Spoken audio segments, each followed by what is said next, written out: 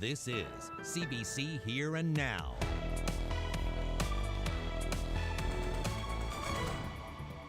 I just get excited for Christmas because the snow, that means Christmas.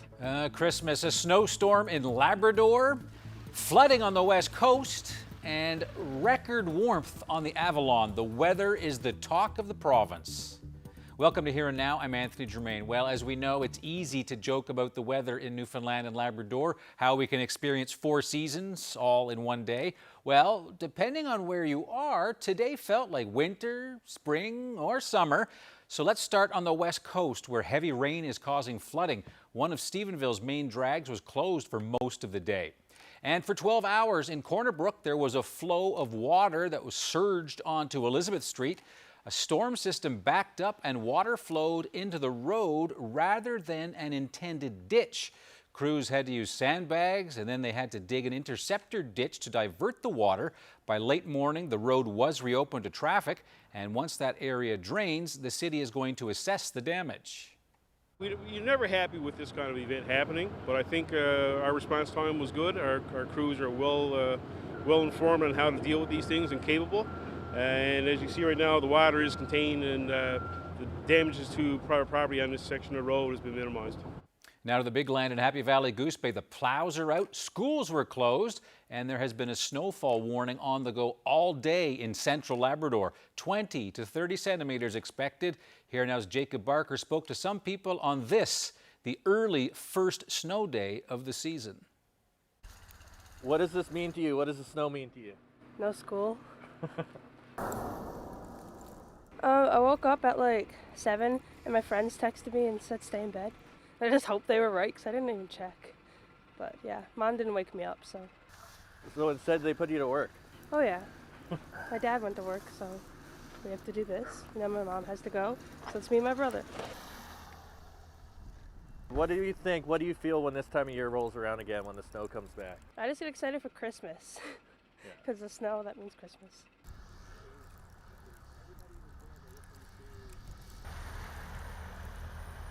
The roads are perfect, a little bit rough on the go this morning, but once the plows got on the road this morning, the roads are ideal, perfect.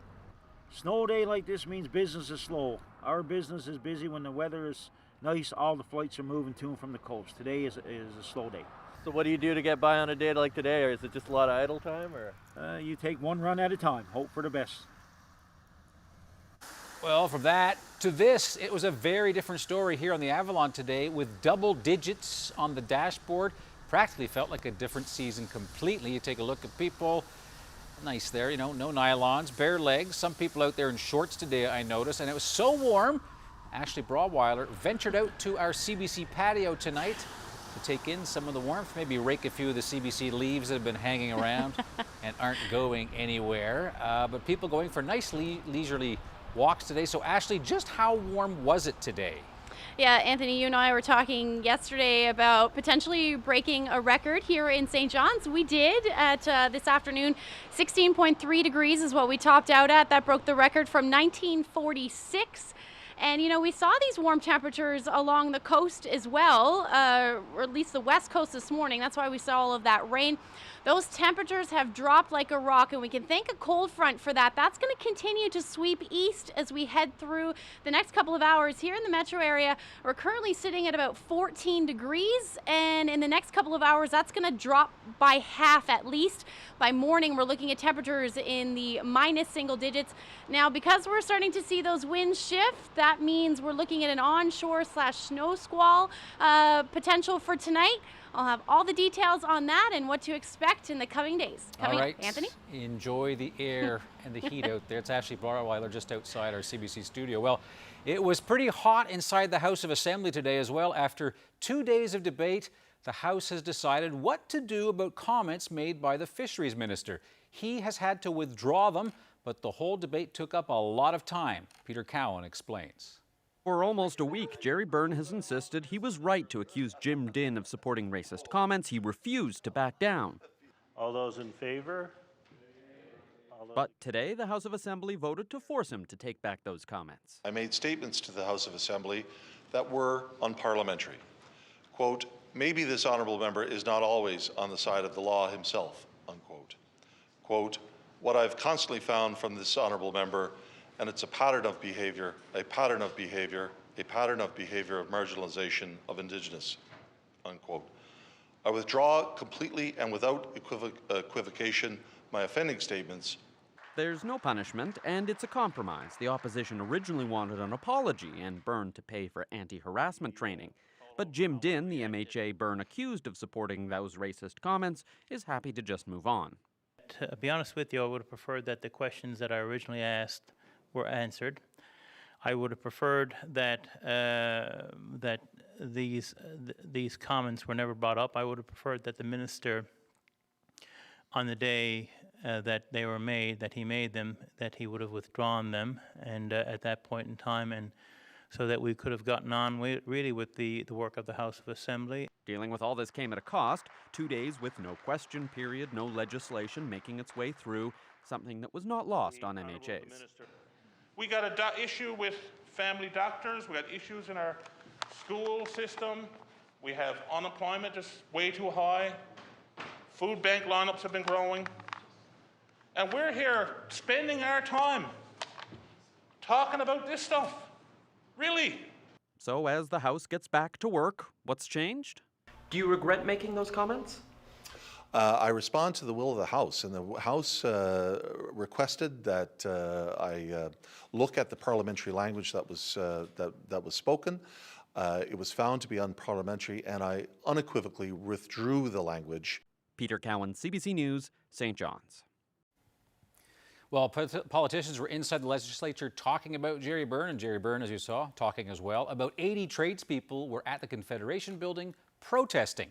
Philip Tulk and his fellow workers are upset about what they call a one-sided contract signed at Bull Arm. They say that agreement gives one union all the work on the offshore rig Transocean Barents, and they decided to bring their fight to the politicians, but instead got an inside look at the discussion happening over Jerry Byrne. And Tulk says he wasn't impressed. In there right now, this morning, in our opinion, has been a waste of the public's time and money. Just over a squabble in the House of Assembly of who said what or the way they said it. They should just make up, apologise, and get on with the public's interest, because it's not happening right now. A death at Her Majesty's Penitentiary last week is continuing to raise questions about how people with fetal alcohol spectrum disorder are treated in this province. Questions some say can only be answered with an inquiry. Here now's Mark Quinn reports. Exactly how 33-year-old Jonathan Henoch died at Her Majesty's Penitentiary in St. John's last week is still a mystery to the public. But advocates for people with FASD say it can't remain one. I believe that the attorney, Mr. Buckingham, has called for a full inquiry. I think that should always be the case when someone dies in custody. There needs to be accountability in the justice system. Stewart says Henoch's death underscores her concerns about how people with FASD are treated in prison. When we have some questions to ask there. Were their needs being met? How were their needs being met? And that's not to indict anyone, but it is to ask if someone has a complex disability and they're sitting in a correctional facility or on remand for 3 years, were their needs being met? Stewart is part of a group that recently received almost $1 million from the federal government for a project to help people with FASD, like Henoch, navigate the justice system. There's more we can do. And more resources are likely needed in multiple places to do that work to the best of our ability, because there's no doubt that there's a demand if we're talking about FASD or other complex disabilities as they present in the justice system. Retired Labrador Judge Bill English says he saw firsthand that people with fetal alcohol spectrum disorder aren't getting the support they need. And English believes these problems persist in the education, healthcare, and justice systems. There have been some programs introduced in the smaller communities where many of the individuals come from there. Those programs need to be enlarged and they need to be intensified, simply because I think a lot of people are getting missed. Henoch was awaiting trial for first-degree murder. Sources say he died following a violent confrontation with correctional officers. The province's medical examiner is trying to identify the exact cause of Henoch's death. Police are investigating too. Mark Quinn, CBC News, St. John's. Police in St. John's have revealed few details about a violent confrontation last week that led to one man's death.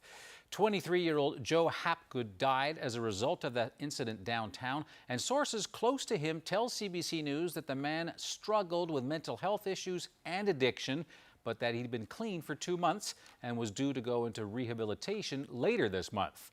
Police have said they don't believe that this was a random attack, but will not state whether the attack was a shooting or a stabbing, and no one has been charged in Joe Hapgood's death. The obstruction of justice conviction against a police officer in the province has been overturned and a new trial ordered. RNC Constable Joe Smythe was found guilty earlier this year. He was given a suspended sentence over tickets that he issued to a motorcyclist in 2017. Smythe wrote the driver tickets for running a red light, improperly passing vehicles, driving between vehicles, and having a faulty tire. All of the tickets were dismissed.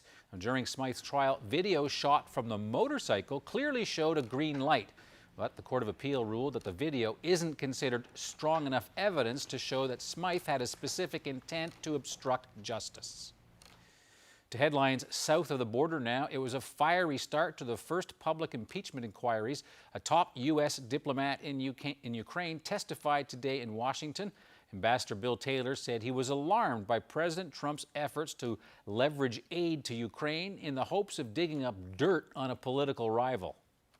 To withhold that assistance for no good reason other than help with the political campaign made no sense. It was counterproductive to all of what we had been trying to do. It was illogical. It could not be explained. It was crazy.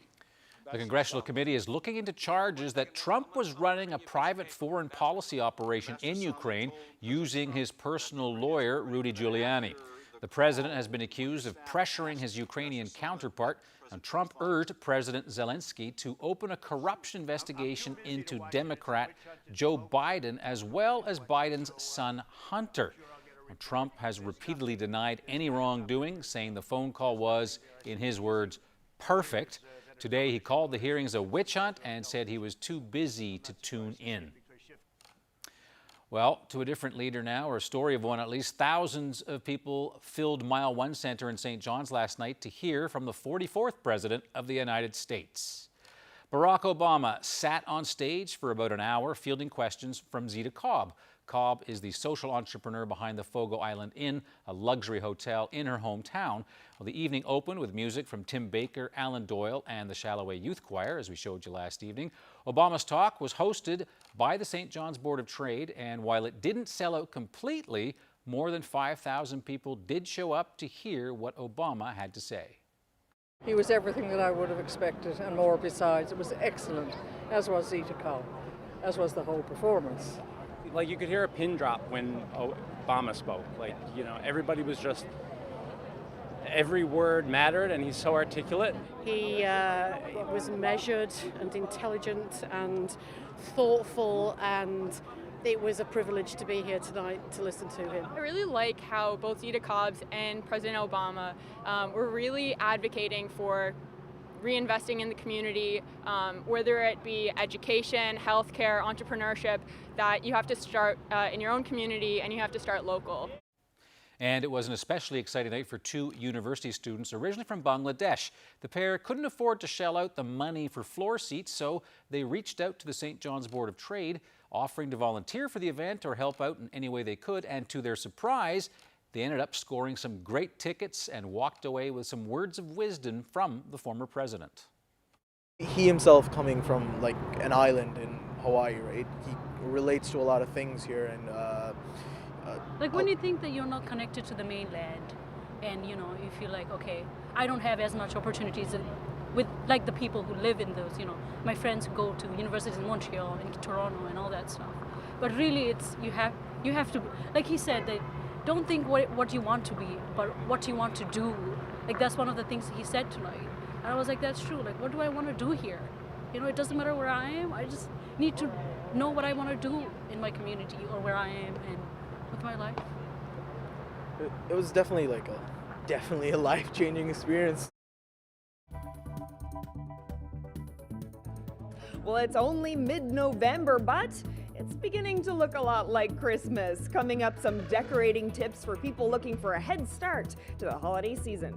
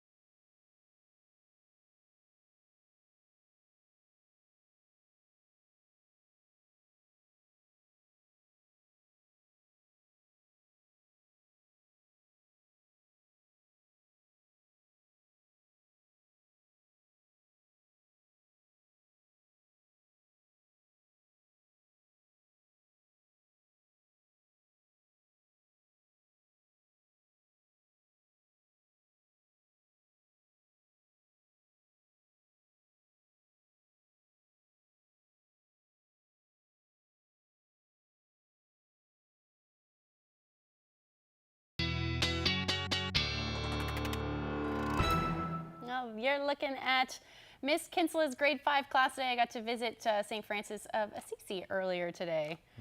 Lovely, lots of kids' questions. This time they were really curious about what was the strongest storm I ever saw. Oh, really? What was the answer? I said a blizzard up in Iqaluit, I would say, or somewhere in the north. That would probably catch it. Yeah, anyway, for sure. Great. Lots of smiles there. And just before we get to the weather, we've got some video from John Gillett. John shares a fair bit of stuff with us. And this time, it's dolphins in Twillingate. Check out the dolphins jumping on there. Very great. It's always great when you come across them. Ooh, and slow-mo, too. Special effects department's getting a bonus. They are spectacular when you get a chance to see them. Yes. And there's usually many of them, which is always great. Is this earlier or later in the season? Like recently? In dolphin season? I don't know. Anyhow, thank you very much for that. Some great pictures. Often people here complain about the weather, and off the top of the show you saw lots of different weather, but certainly in the Avalon, when you're taking a look at the rest of the country, This is like the West Indies. Basically, right? yeah. Let's take a look at the temperatures across North America. And, you know, we're sitting in the double digits, reached a high. Again, we talked about that just a little bit earlier, 16.3 degrees in St. John's. Take a look at those temperatures through Toronto, though. This morning I saw a post on Twitter that it was minus 21 in Peterborough. And we've got those cooler temperatures all the way down through to Texas, Nashville, 6 degrees. So we are certainly in the warmer air, and we can thank the jet stream for that. But you can see those temperatures have significantly dropped. Now, we did see those double digits right along the west coast as well, down to -1 in Corner Brook, sitting at 14 degrees in St. John's. But again, this cold front that's sweeping through will continue to do so as we head through the night tonight, and that is going to drop the temperatures like a rock, especially towards the early morning hours. So here's a look at what the current satellite radar is. We did see the showers change over to snow already on the west coast, and you're going to see that potential as this cold front continues to sweep across the province as well, certainly by the early morning hours when we see those temperatures drop. And we still do, though, because of that low pressure system, have a number of warnings in place up through Labrador. So those winter storm warnings still in place. And then Nain, looking at those winds really ramping up. They're strong now, but they're going to ramp up even more. Anywhere from 90 to 110 km/h gusts are expected. But as that low pulls away, it'll take that snow with it as well into the overnight. But as we get into that onshore flow, we are still looking at that potential for some snow squalls along the west coast, which could be heavy at times, continuing through the early morning hours. You'll see a few flurries lingering by the time you leave tomorrow morning. So here's a look at what we're expecting as far as snowfall goes by Thursday morning or tomorrow morning, anywhere from pockets of a trace to 5, maybe even 10 centimeters in some of those higher elevations along the west coast, and then continuing to see that snow. Again, ending though by the time tomorrow afternoon rolls around, and it'll take those winds with it.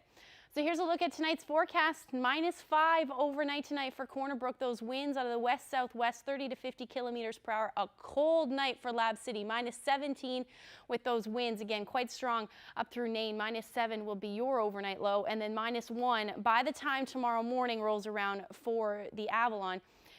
But with that, because those winds are still going to be quite strong, we're looking at wind chills feeling closer to -10. So as those kids leave tomorrow morning, make sure that they are bundled up. But overall, we're looking at a pretty lovely day, albeit pretty cold. And then we'll see that potential for some flurries move right back in along the west coast towards the early morning hours. So here's a look at your temperatures, anywhere from 0 to 1 degree really across the board, -1 in Grand Falls, Windsor as we head towards the coast. That's where we're looking at that flurry activity in the morning, and then we should see some clearing, but you're going to stay either around or just below 0 for tomorrow afternoon.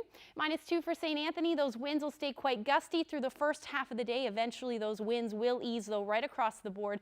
-4 for Cartwright and some sunshine. -5 for Happy Valley Goose Bay. Going to hang on to that chance of flurries for Lab West, and Churchill Falls you're looking at about -9 tomorrow. So nice day tomorrow as we head towards the weekend. The next weather system moves in, and I'll have all those details coming up. Anthony? Thanks, Ashley. Going to connect with Carolyn Stokes in just a minute, but we're going to use a story from Texas to get there. How soon, in your estimation, is too soon for Christmas? Well, one family in Texas was ordered to remove their Christmas decorations. The family in San Antonio told their NBC affiliate that they had already decorated their home for the holidays, but the local homeowners association said the decorations violated its rules because it was just too soon, and it told them to take them down until it was, quote, closer to the holiday season. But are Nick and Claudia keeping up as you their can hear decorations? there, but it didn't specify just what closer means.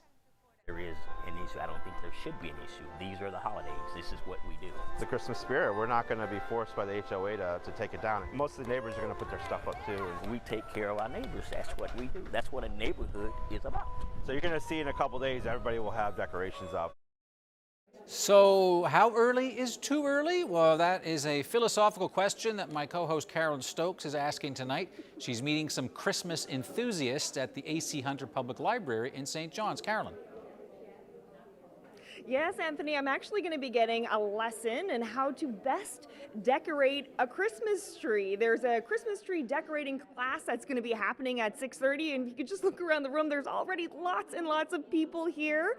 And yeah, joining me now to talk more about how to best decorate a Christmas tree is someone that local decorating enthusiasts may be familiar with, Mr. Eric White. Nice to see you. Thank you, Carolyn. So first off, I have to ask you, is it too soon, do you think, to start decorating for Christmas? My answer would be never, but I am sensitive not to put up any glitter before November 11th. Okay. So I always wait till after that. All right. So let's start with the basics. What do you prefer, a real or a fake tree? I prefer artificial simply because you can manipulate the branches. The minute you try to twist a real tree branch, it'll just snap off. So it's much easier to decorate. But of course, there is people with tradition that wouldn't have anything other than a real tree. Yeah, for sure. That's So you have some examples here. Can you kind of describe to us what makes a beautiful Christmas tree? The question I get asked the most is, where do you start? So I'm just going to show you my inspiration for the tree this evening. And oftentimes you can start with some ribbon. So when I found this pink and gold ribbon years ago, I've had it for years. And then last year, you know, the manufacturers and wholesalers, they do a really good job of coming up with decorations around those colors. So it was very easy for me to shop around and find like these roses. Oh, nice. And it's more like of a rose gold or blush pink. How does someone decide on the colors to use for a tree? It's whatever they're interested in. You know, if someone had these colors in their house, wow, that tree would be a real showpiece. But it doesn't have to be. Like, this tree is not for everyone. So each year I volunteer to do a tree for the library. So it's very easy to do a theme that's a little bit out of the ordinary. So then I would look around town to see what else is available. And the thing, what would make a really interesting tree is to use various shapes and sizes. So I wouldn't suggest all roses, nor would I suggest all poinsettias. So I like to mix them both. So how can you beat this poinsettia? Oh, that's gorgeous. Yeah, so you get the different shapes there. So by the time we fill up that tree, so we will use the ones that were specifically made with this pink and gold. And we have 7 different ribbons that I'm told. Wow, so there's going to be a lot of decorating happening here tonight. So we're going to let you get right to it, actually, and we're going to check in a little bit later and see how all of this is going to look.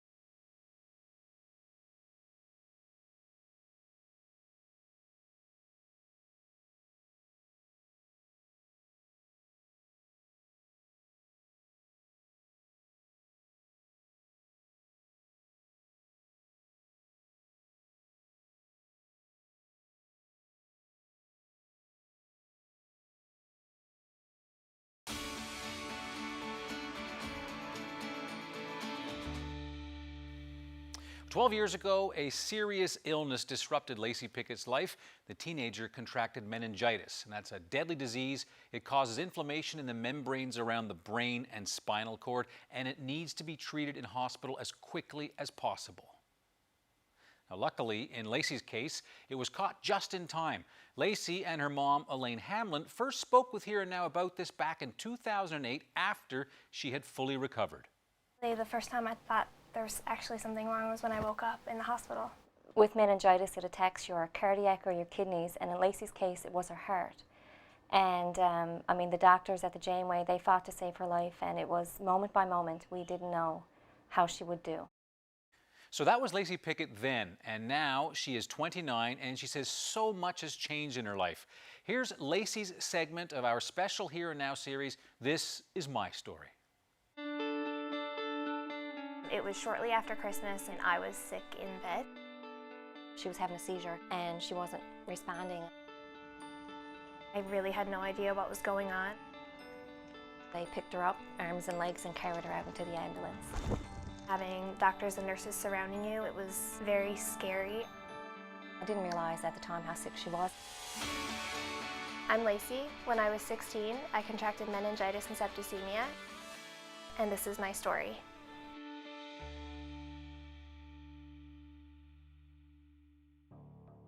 She had the flu leading up to Christmas, and it was a cold that she couldn't seem to shake. I just started getting this really bad headache. It was the worst migraine I've ever had in my life. The light was hurting her eyes.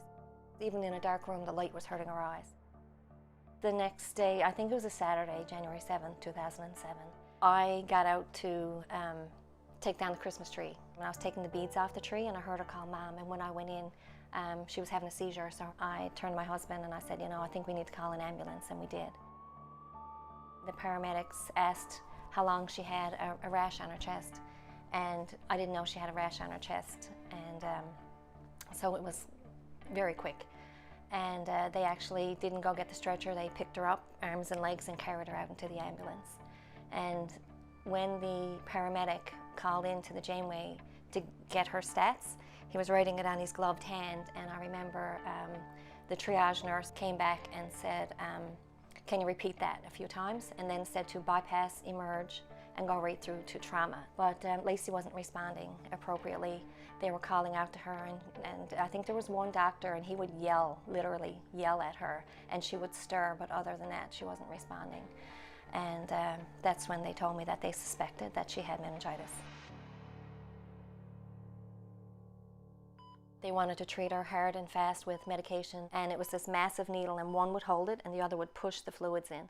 So she had needles, you know, all up her arms and in her groin, so they could, you know, pump it in quicker, and she blew up with all this fluid, and it was very scary.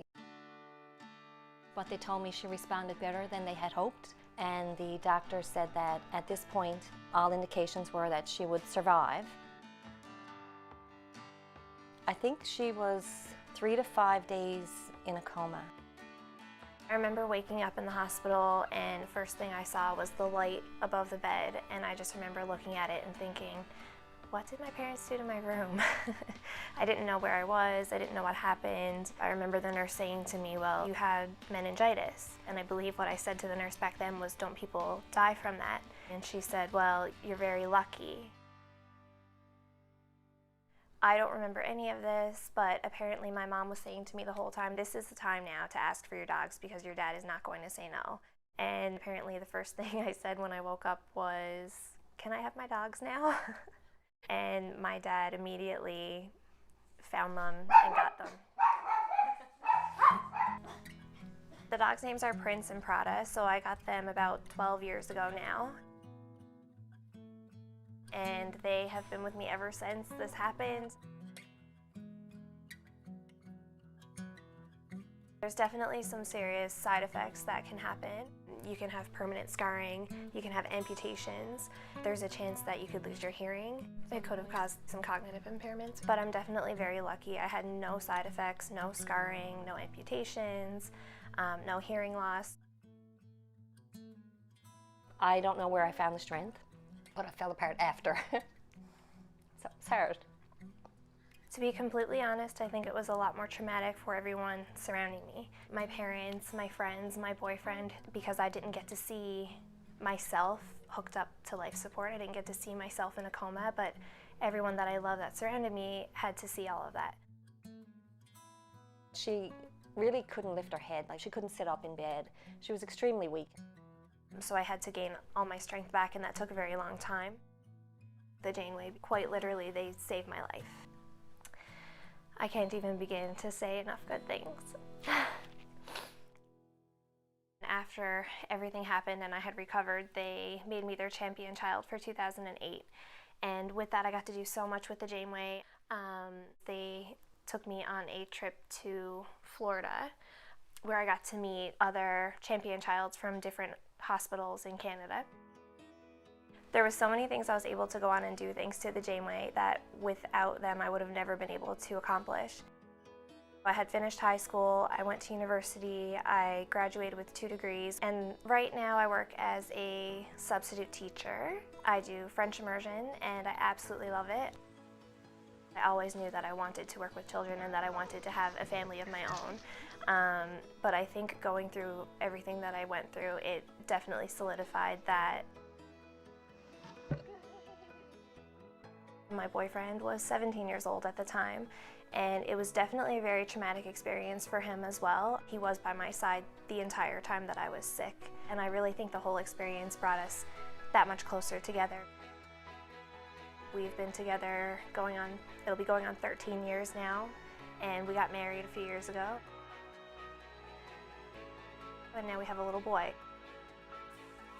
Nixon is your typical rough little boy. He loves to play outside, he loves dogs, he loves going for walks. A new thing that people are doing now is like hiding painted rocks outside, and he just gets so excited if he happens to find one, so that's something really fun for him. It has been so long since I was sick. It's 12 years ago now, actually. So looking back, it just reminds me of how grateful I am for the Janeway, how grateful I am for all the doctors and nurses that literally saved my life, and my parents. The Janeway took a situation that was very scary and hard for a teenager to understand and almost brought some light from it by letting me spread the message about meningitis and what it is. I think more people need to be made aware, because if somebody can recognize the symptoms, it's all about how quickly you can act. And it really is a race against time. And if it wasn't for how fast acting they were and how much care they took of me, I wouldn't be here today.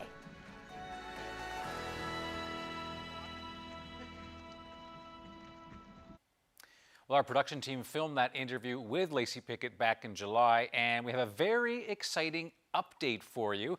The Pickett family has officially welcomed its newest member, who you see there. Lacey gave birth to their second son, that's Lincoln. And as you can tell with the orange and black, Lincoln born on Halloween. Mom and baby doing quite well. They're back from hospital, so they're at home now. And grandmother Elaine says he is the sweetest little guy, so congratulations to the Picketts.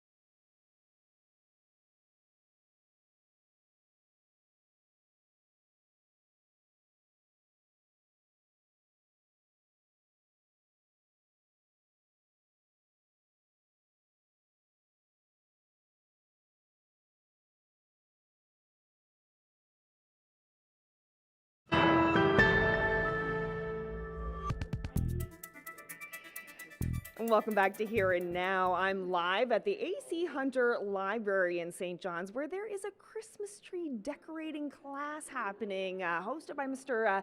Eric White, who's a local interior designer. And as you can see behind me, this is a sold-out class. This is a pretty popular class here tonight, and I have a few members of the audience here. This is Ashley, Kathy, and Diane. So Ashley, I'll start with you. Why did you want to come here tonight? Because I never been here before, and I want to get the experience of doing a tree, because we do it every year on my Christmas tree, and it reminds me of when my mom was little. We used to decorate the tree, and all the members who like God or anyone. Well, I just really want to learn how to decorate a tree for the future, in case like I get married or have kids. Then I can learn how to do it for all my families out there that aren't alive anymore. I want to do it for all of them, even for my daddy, who's on TV. Hi, Daddy. You're really getting into the Christmas spirit. Yes, and right I got my now. little sweater on. You do. I just love Christmas. And Kathy, do you have any Christmas decorations up already? And we are in mid-November, but a lot of people are starting to get into the spirit. I normally put them up around the end of November, but where it was 17 degrees out today, I decided to do the outside today, and my fingers were not freezing. I couldn't find the lights because I got too much junk in my house, but at least I got the garland up and all the bulbs and everything. And it looks amazing. Yeah. How about your Christmas tree? When are you going to put that up? Oh, probably in a couple of weeks. Probably around the 1st of December. And I have a white tree. Oh, nice. And use White lights, yes, I have white Yeah, lights. I love Do you have yours up yet? No, not yet. My husband says they're not going up till Christmas Eve, but I have a story for him. He's the middle of December usually. Yeah, I have like five grandkids, so I think that they'll be there helping me decorate this year for sure. So you're really getting a head start tonight at this class. Definitely, yes. So why did you want to come? I've heard of this program for a lot of years, and I've never had the opportunity to come. So now that I'm retired, and you know, I've heard it's been fabulous. So that's one of the reasons. Yes. I have to say, I'm a bit surprised that it sold out tonight. We are in out in an hour. My goodness. But I was put on the waiting list, and I got a call at 5:30 to say, do you want to come? And I said, oh yes, put me down. And rushed through supper, got my husband to drop me off, and here I am. Well, thank you guys so much for speaking with me. I'll let you get back to the class, and I'm going to go over there myself and see if I can learn a thing or two about decorating a Christmas tree. Anthony. Okay, Carol, and you don't have to be on the waiting list. You're already there, so go have some fun. I'm already there. I got in. That's Carolyn Stokes at the library. Obviously sold out. There was a waiting list, as you heard Carolyn report. To other news now, and keeping with good spirits, some students in Paradise were spreading some pretty fantastic vibes today, ringing in World Kindness Day, and they did that by, well, just take a look. World Kindness Day, we decided to kind of go out into the community and see what we could do for people in our community to show them some kind acts as well. So we went to Starbucks and we got some coffee sleeves, and we brought them to our school, and our students were decorating them yesterday, so that today, on actual World Kindness Day, the people at Starbucks drive-through and in the store could give those out to customers. And just we had them put messages on the coffee sleeves and color them as well. Kindness Day to me means to be kind. And not just today, every single day you should be kind. Some things you can do to show kindness at school is pretty much just stuff that you can do to show kindness anywhere. Like you can, if you see someone fall or something, you can help them up. If you see someone's having a bad day, you can comfort them. It's like no cost to be kind, so you should do it all the time. The children really respond well to this in our community. And they've had a few things in their classrooms as well, like they've played kindness bingo. So it's been really positive, a really positive day. Well, what I wrote on one side was, smiles are contagious. I wrote an inspirational quote by Emma Watson. It was, don't be sad if you don't like the things that other people pretend to like. And in the middle, I wrote, have a latte fun today. I've had some parents within our school community who have been sending me pictures about them going through the Starbucks drive-thru and getting their coffee cup with their sleeve on it, and that's been really fun for them to do as well.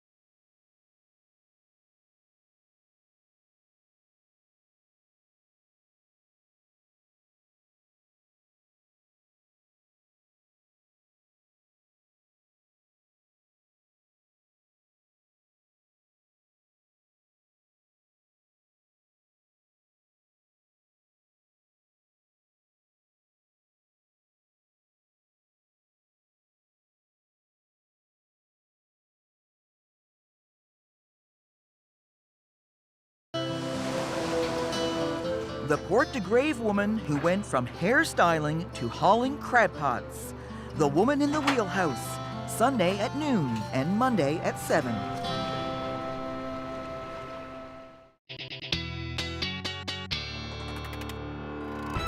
Okay, so we could be in for a slightly crisp morning, depending where you, right across the province, pretty much. Right across the province, Okay. we're looking at anywhere from 10 to 15 degrees, even in some cases close to 17 degrees colder than what we saw this morning. Okay. Yeah, let's take a look at those temperatures. So as you're heading out, just make sure that you do bundle the kids up because temperatures will be hovering between -1, -5 in some areas. And because those winds aren't really going to die down until the afternoon, we are looking at some wind chills feeling closer to -8 or -10.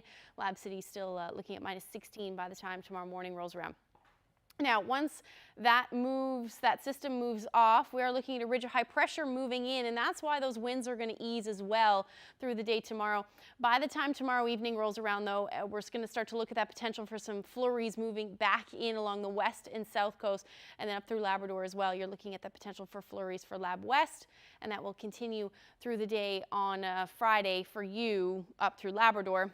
Otherwise, another pretty quiet day, so it looks like into Friday, most of the day will actually be pretty nice for eastern Newfoundland, but then the next system moves in. You're going to start to see all that snow move in for Labrador, and then by Friday night, the rain moves in yet again. And this is going to bring those temperatures up. We'll see rain heavy at times, not as much as we saw this past system, but in behind that, we get back into that onshore flow like we have been seeing for the past couple of days. And this is going to continue to track further east. And you can see some of that snow and mixed precipitation for the Avalon. So even though those temperatures are going to be sitting in the single digits, they're going to drop again as that cold front moves through. And it does look like we could see the first potential for some accumulating snow for the Avalon. Mainly wet snow, but still that risk nonetheless. And then we're still looking at that snow along the coast. So here's a look at Friday's temperatures. Going to jump up a little bit from what we're going to see tomorrow. Generally looking at those mid-single digits, 7 degrees down through Marystown. Cartwright, 0, -1 for Lab City, Happy Valley Goose Bay. Lab City, you're sitting at -7. Now, I mentioned Saturday we'll see that potential for some showers, and that's because those temperatures are going to jump up. So here's a look at the next 5 days. Again, a little bit of a roller coaster. They will dip, though. Look, overnight lows Saturday night, -4, which is why we'll see that potential for some snow. It's going to be quite windy again as well. And then the rest of the weekend actually looks pretty nice, but chilly again in those single digits, just hovering above 0 for both Sunday and Monday for the Avalon. Now, for central Newfoundland, similar forecast, but not quite as warm. If we do reach those temperatures, it'll be in the early morning hours on Saturday, and then dropping like a rock again Saturday night, sitting at -6, and then sunshine returning for Sunday. For western Newfoundland, 3 degrees for Saturday afternoon. That's where you'll be sitting for most of the day before you start to see that warm up, so likely starting as snow. And then -1 for Sunday. Up through eastern Labrador, -5 tomorrow, and then staying in and around there over the next couple of days with that potential for flurries sticking around for Friday and Saturday. Sunday, it looks like a mix of sun and cloud will move in. And then for western Labrador, -9 tomorrow. Flurries the story for Friday. And then as we head into Saturday, going back down to those double digits. Overnight, though, your temperature sitting in the -teens. By Sunday, you're still looking at that potential for flurries. Monday looks lovely, though, sitting at -5. Anthony? Thanks, Ashley. Back to the House of Assembly now. Amid the fuss surrounding Jerry Burns' accusations of racism and poaching, there was a sobering moment, and it came from Perry Tremper, who spoke openly about his own recent controversy when a private recording was made public in which Tremper accused the Innu of playing the race card. So it was with an amazing fall into an abyss on the 12th of September when a reporter called me and played back my words from a conversation that I'd had the day before. And in that fog of realizing, wow, what have I just done? What have I just said? What mistake have I just made? And I thank myself. I guess I'm glad at the time that I had the basis, the clarity of thought to say, I'm not going to make any more mistakes. So I actually was in the Premier's boardroom. I thought I was going to be talking about all the good things going on in municipal affairs and environment. and I got this call.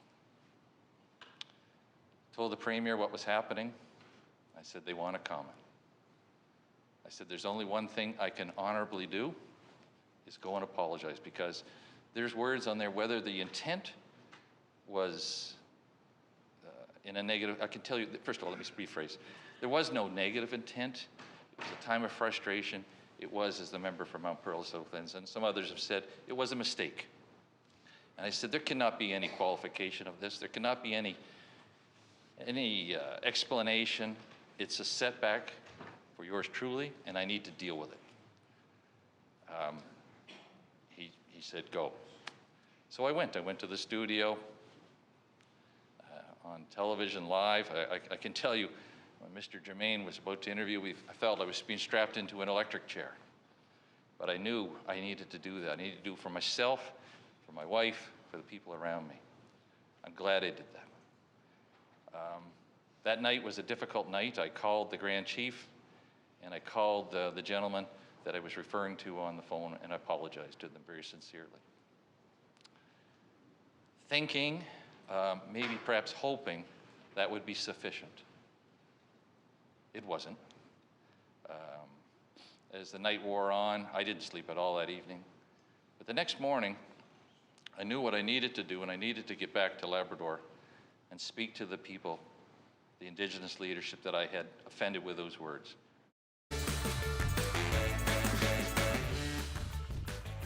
Well, I want to know where you're to. Take a look at this beautiful shot. Gorgeous lighthouse at sunrise. Port au Choix? Nope. Not too bad, though. Bonavista? Nope. I'll tell you where this is to when we come back.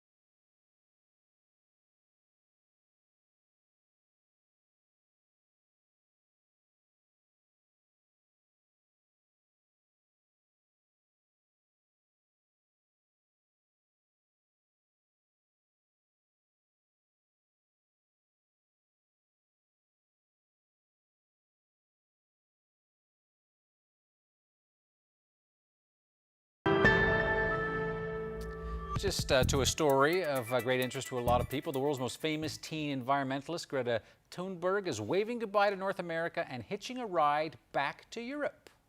The 16-year-old Swede set sail from Virginia today. As you see in that photo, she's a guest on a catamaran owned by that Australian couple right there. Thunberg famously refuses to fly because, as she says, it hurts the environment. And with a UN climate conference looming in Spain, she needed to find a quick way home. It looks like a bit of an adventure. The grade 10 student spent several weeks in Canada and the US. She should get back to Europe in about 3 weeks' time. That is a crazy time to travel I was across going to the Atlantic. say, yeah, November. Yeah. We'll find Jeez, out. So yeah, hopefully she doesn't get too seasick. Yeah, keep the waves down. Yeah, absolutely. All right, back to the lighthouse, which I was 0 for 2 on. Yeah, our director almost got it. He was close. Yeah. But that was taken In Grand Bank. Grand Bank. Yeah, it's a lighthouse there in Grand Bank. Beautiful morning sunrise. We've been getting lots of sunrises. I've been by that lighthouse so many times. I'm ashamed. My apologies, Grand Bank. Thank you so much to Simone for sending that in. If you have any weather photos you'd like to share with us, send them to nlphotos@cbc.ca. Thank you so much for tuning in tonight. Short week given Remembrance Day. That's right. We'll see you tomorrow, Thursday. Have a good night.